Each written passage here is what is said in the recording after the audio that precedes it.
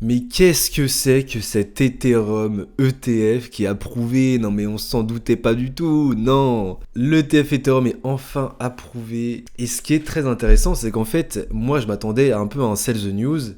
Il y a des personnes qui s'attendaient à un pump and dump. Et figurez-vous que tout le monde a été lavé. Tout le monde s'est fait laver. Les shorters se sont fait laver.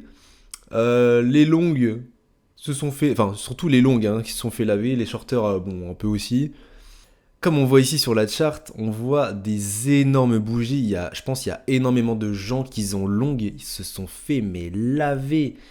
Il y a vraiment une bougie violente qui est descendue vers le bas. Et là, en fait, on se retrouve avec des mouvements qui sont de plus en plus serrés sur ETH. Maintenant, est-ce qu'on va aller brutalement au bout d'un moment vers le haut ou brutalement vers le bas, histoire de, je sais pas encore, d'aller laver des gens, pourquoi pas. Je m'en fous un petit peu dans le sens où en fait je me dis que dans les prochaines semaines, je parie sur un scénario similaire à BTC en fait. Quand on a approuvé le TF BTC, on a eu un sell the news et puis après on a eu une montée jusqu'à l'ATH. Et en fait, bah moi je parie sur ce scénario-là en fait, tout simplement. Que ça monte ou que ça baisse, là à court terme, je m'en fous un peu. Si ça monte, tant mieux.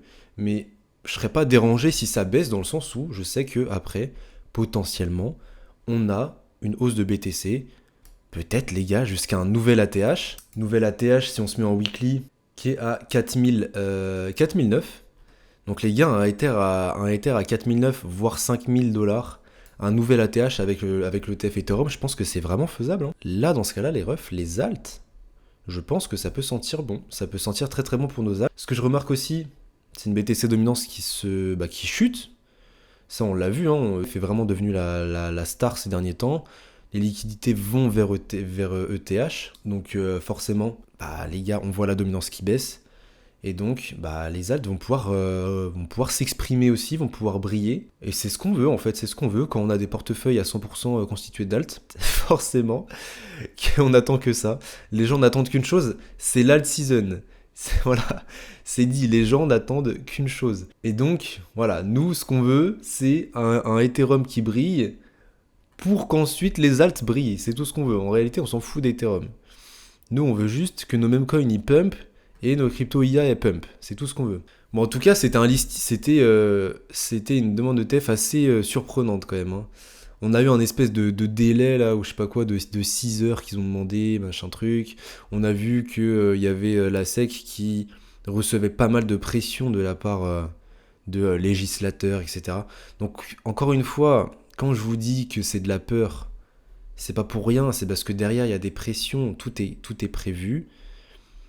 Tout est scénarisé entre guillemets et on connaît déjà le scénario final en fait. On connaissait déjà le scénario final.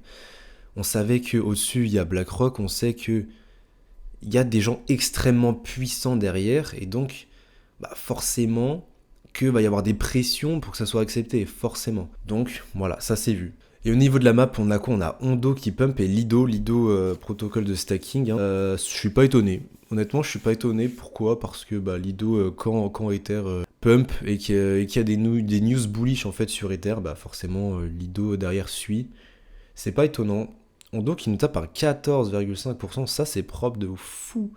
Ça c'est propre. Et sinon la map est miteuse. Hein. La map est miteuse, hein, sincèrement. C'est rouge, hein. C'est rouge de fou.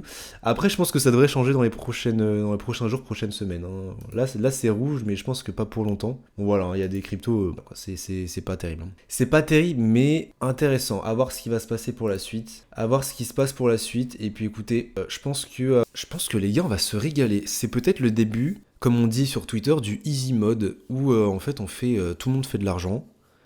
Les mêmes coins explosent. Voilà, c'est ça qu'on veut, c'est le easy mode en fait. On veut des mêmes coins qui explosent, on veut Base qui explose. On attend que ça. Voilà, on attend que ça. Écoutez, c'était la petite vidéo ETF Ethereum.